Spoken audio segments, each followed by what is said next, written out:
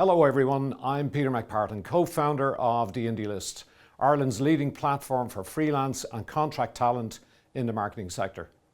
It's a pleasure to welcome you to our latest in a series of free marketing webinars in collaboration with Businessplus.ie, the go-to channel for SMEs in Ireland. We know that the pace of change in business, especially for marketeers, continues to accelerate.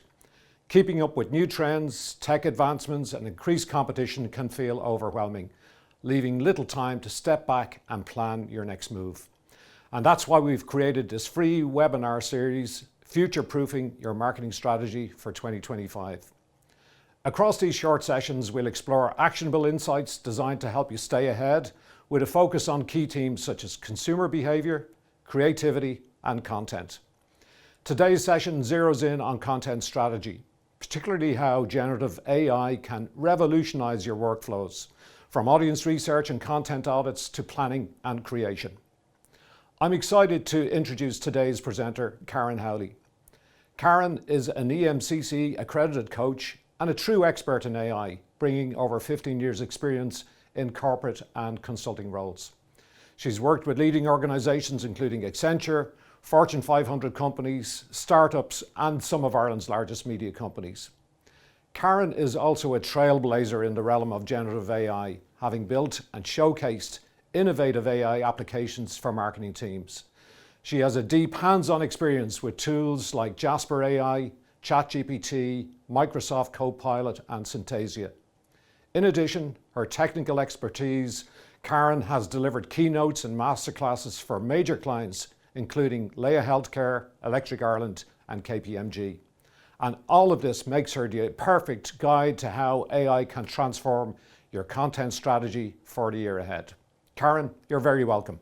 We've all seen a lot of big promises around AI, and today I want to go beyond the hype and give you some practical ways that you can think about it and how you can integrate it into your workflows, ultimately to save you time, because that's what everyone wants. So let's start by first of all looking at where adoption currently stands in the workplace. And I think it's interesting to look at the results from a recent survey that showed that 71% of organizations actually have access to an approved AI chatbot. So that's the likes of Microsoft Copilot, ChatGPT, Google Gemini, and Claude. And organizations are saying, yes, okay, this is the approved chatbot that we use in our organization. And an important distinction, I think, to make is that access doesn't necessarily equate to proficiency and saving time. So while all the organizations have access now, only 7% of employees are actually proficient in AI, and that's according to a study done by Section AI. And when we look at those who are in that highest category of proficiency, they are saving on average 9 hours per week. And for anyone working on content, that time can be reinvested into more strategic tasks, or perhaps you want to focus on a new channel and given that some time. And so in our world, we always seem to have more and more to do. And I think that if we're all going to strive to save 9 hours a week, it's worthwhile then thinking about how can we become proficient. And so if you look at the characteristics of what we know about those who are saving 9 hours a week, first of all, they use AI every day. So they've actually built a habit around this. The second thing is that they use the paid versions of AI chatbots, which gives them access to features like being able to create custom AI chatbots for a particular task. So that might be known as GPTs on ChatGPT or GEMs in Google Gemini. The third is that they're experts at writing prompts. So they've actually taken the time to sharpen their skills in this area. The fourth, they're using AI for 3 or more use cases. So they've thought about where am I spending most of my time and how can AI help me with that. And then the fifth, and I think this is really important, their employers actually support them in their use of AI. So why aren't more people proficient? Well, I think it comes down to a few things. The first is workflows and use cases. So how embedded is AI as a way of working across your team? And have you actually taken that step back to think about what your use cases are? The second, I think, is really important, policy and guidelines. So has your organisation provided you with guidelines that make it clear what tasks you can and cannot use AI for? I often talk to people working in content who tell me that they're afraid about using AI, or maybe they feel guilty about it, or they're just really uncertain around what they're allowed to do. And I think that this is preventing them from actually really embracing it and saving time. And then the third is training. So what kind of training have you gotten? Have you left it at maybe logging on to online webinars like this one, or have you gone a bit deeper and actually learned how to write your own prompts?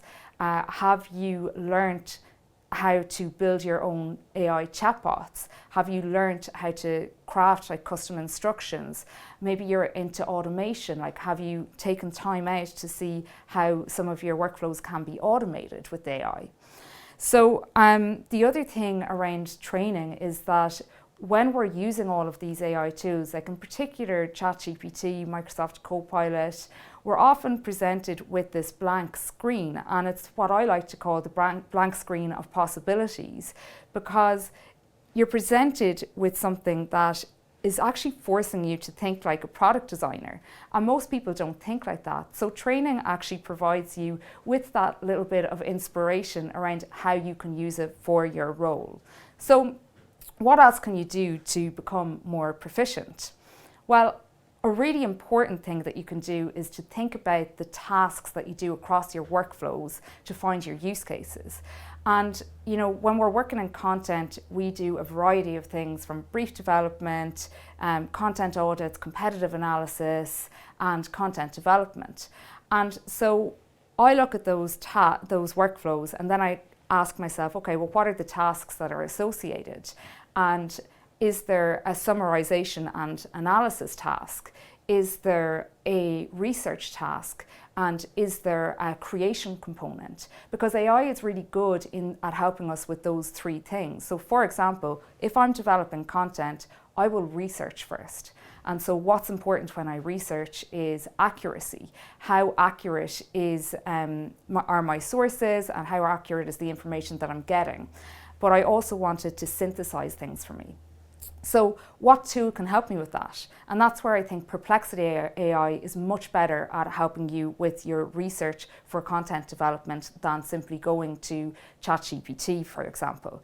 And so by breaking down the tasks, it also helps you understand, well, which tool might help you best with that.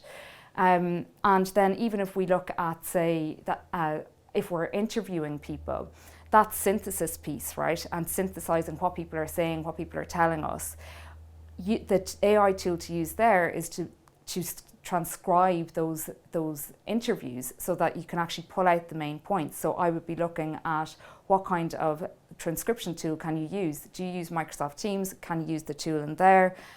So look out for that kind of thing. But ultimately, it's about breaking down your tasks first. So if I was to recommend you do anything, it's to think about a repetitive or time-consuming task in your content workflow and ask yourself, how could AI speed that up? I often have clients approaching me saying that their messaging doesn't feel quite right, and they can't articulate what exactly is wrong with it, but they know that it's not quite right.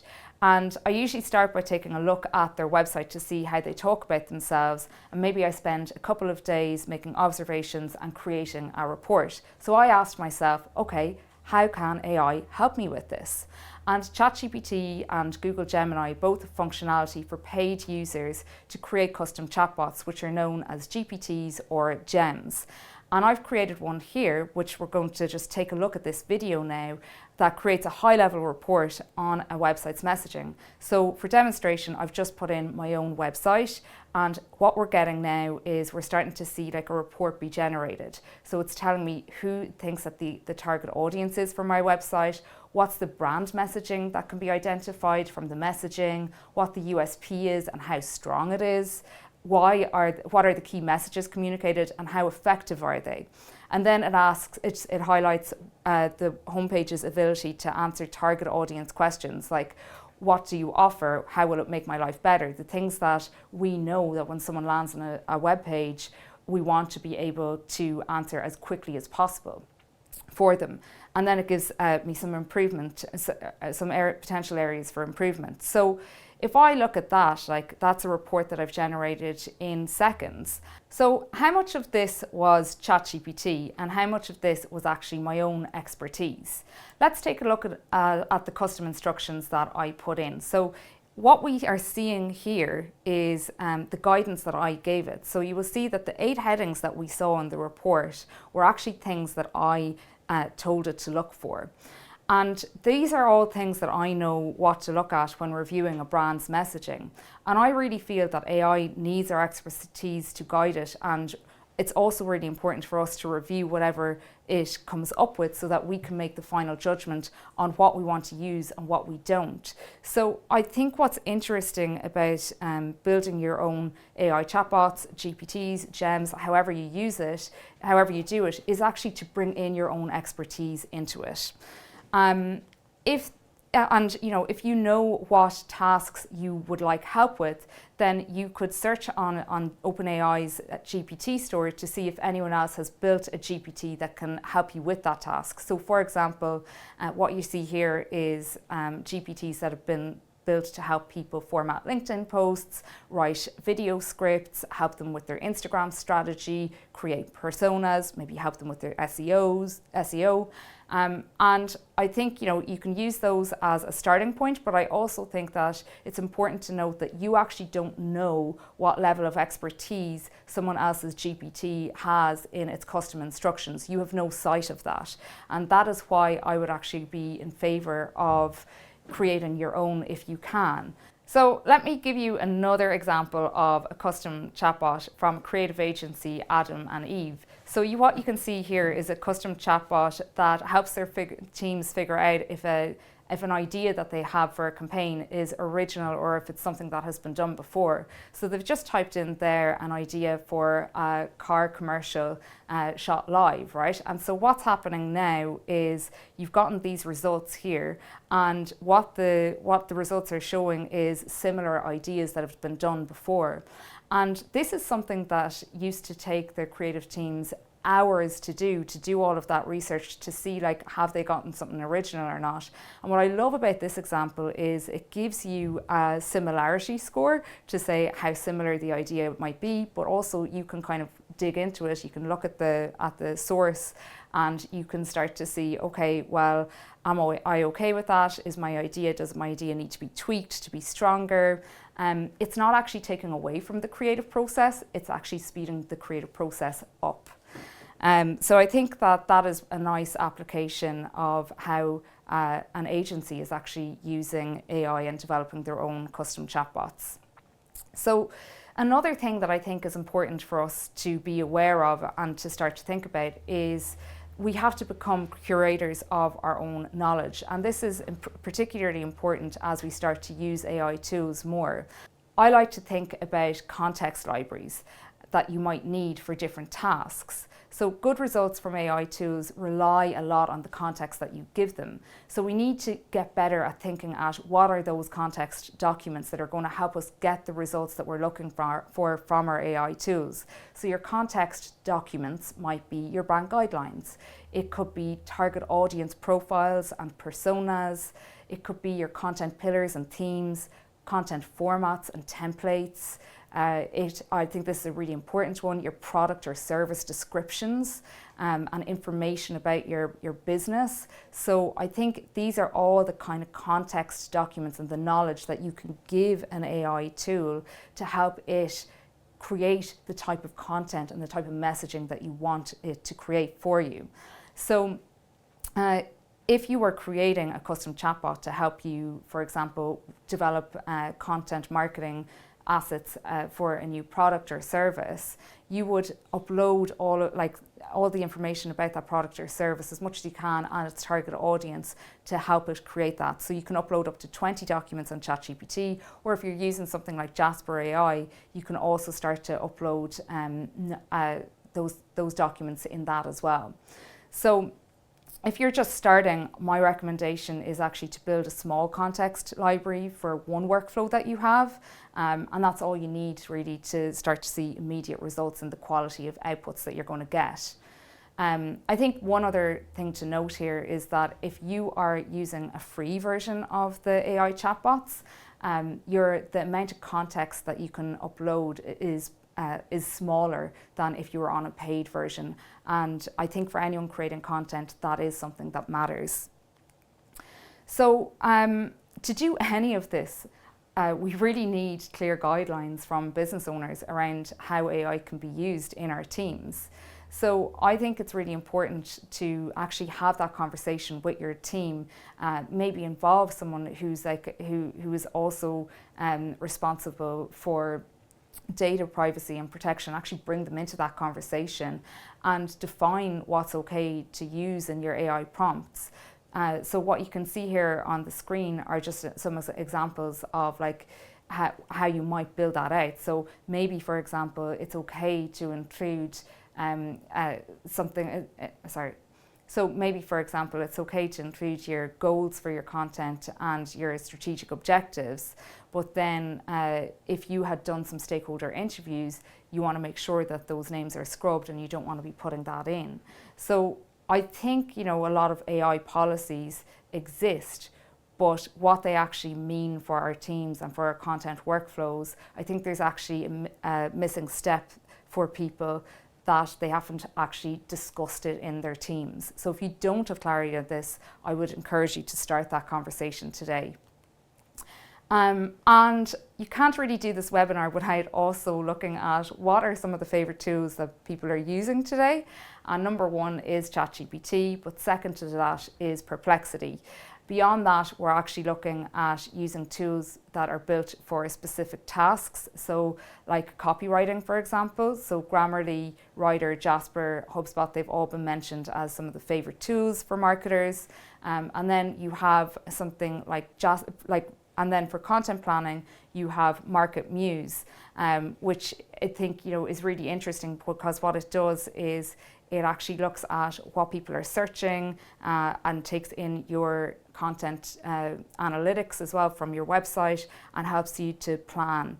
And so these are just some of the tools that people are using, but I do think that it is still really important to, first of all, look at what are your use cases for using AI before deciding what tools you're going to use. So one thing that I want to end on is, I think, an exciting area, and that is to look out for new content formats that can go into your content strategies. So Google launched a couple of weeks ago a functionality that I think is really interesting called audio overviews in their product called Notebook LM, which is in beta. So what you can do here is you can upload a whole load of source files. So that a source can be literally a link to a website. You can upload an MP4 file. You can upload documents if they're on Google Docs. If not, you can copy and paste. So it gives you a range of options. But what you can do then in Notebook LM is you can ask it about your sources and what you've put up, or you can get it to create an audio overview, which is essentially a little podcast. So just to give you a feel for what this is, I'm going to play a little video now that is going to play a podcast version of my notes for this webinar, so you can kind of see what it has done. Not always obvious how to leverage AI for content creation effectively. You're absolutely right. Even with the best tools at your fingertips, it's still a skill to figure out how to make them work for you. Right. It's overwhelming. All these new tools popping up every day, new information. Where do we even begin? That's exactly why I liked the approach in this webinar, actually. Oh. Yeah, they break down AI adoption into bite-sized pieces, starting with, and this is key, identifying the tasks that are eating up all your time. So you can see how it's really picked up on my notes, and something that I've been hammering home today is that you should really break down your tasks to find like your use cases with AI. So it really picked up on that in that little podcast that it created. So what does this mean for content formats? As this functionality gets better, and maybe there's an Irish if there's an Irish presenter or an Irish voice that you can choose, is it going to be another content format? Potentially, but is it also something that you want to build into your own ways of working? Like maybe this is a way for you to research and another way for you to consume maybe dense data and get on top of a new industry if you're creating content for a new industry. So I do think that's really interesting to look at. And I want to finish by looking at what are the key takeaways that you can maybe bear in mind. And the first is AI is here to stay and to be embraced. Second, get proficient and upskill as much as you can. Third, prioritize getting clear guidelines for using AI for content tasks. And then identify the tasks that take a lot of time or are repetitive to find your use cases. And finally, always use your experience to review AI outputs. And if anyone's interested in seeing how proficient their team might be in using AI, you can do a little test that's on my website, and it's going to give you a proficiency score with some recommendations. And so I know that was a lot, and Peter is going to now ask me a couple of questions that I think you guys will ask as well. So hopefully I can do my best and answer them. Karen, that was a great presentation. There's clearly a lot going on in the whole field of Gen AI at the moment, and it's difficult, I think, for a lot of companies to stay on track and get to grips with it. What's the first, if you like, baby step that an organization or a company or an enterprise should really take a look at in terms of getting on top and getting into this space? Well, I think you have to reflect and see, okay, has my organization gotten an approved AI chatbot? And so if you haven't, that's the first step. Actually say to your employees, this is our approved AI chatbot. So whether that is Copilot, Gemini, ChatGPT, or Claude, like just get one. And then the second, I would say, is to make sure that you are giving your employees clear guidelines around how they can use it. Maybe start by finding team-wide examples of how it can be used, and maybe even start little learning groups so that everyone can learn together.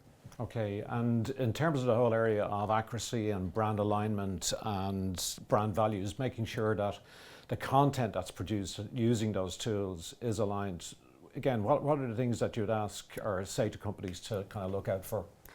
I think you have to look out for, are all of your employees on the same level? Does everyone understand that AI can hallucinate and make things up? Do they know that they should challenge what it is coming up with sometimes, and that they shouldn't take things at face value?